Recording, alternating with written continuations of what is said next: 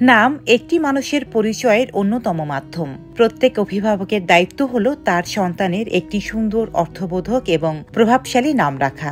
একটি সুন্দর নাম শুধু পরিচয়ের জন্য নয়, বরং এটি শিশুর মানসিকতা, চরিত্র এবং জীবনের ওপর ইতিবাচক প্রভাব ফেলে।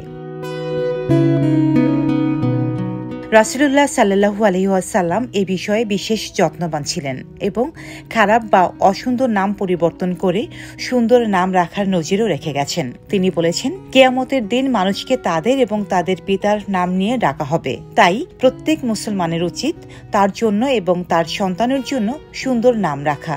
এ হাদিস থেকে স্পষ্ট যে নাম কেবল একটি পরিচয় নয়, এটি আখিরাতেও আমাদের পরিচিতি বহন করবে।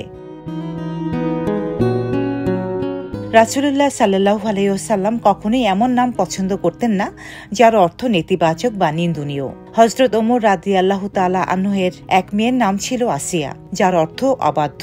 রাসূলুল্লাহ সাল্লাল্লাহু আলাইহি ওয়াসাল্লাম তার নাম পরিবর্তন করে জামিলা অর্থাৎ সুন্দর রেখেছিলেন।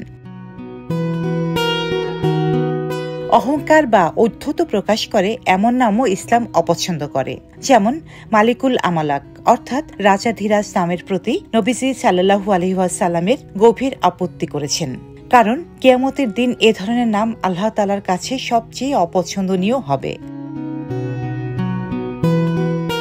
তাছাড়া নামের অর্থ মানুষের মানসিকতা ও স্বভাবে গভীর প্রভাব ফেলে।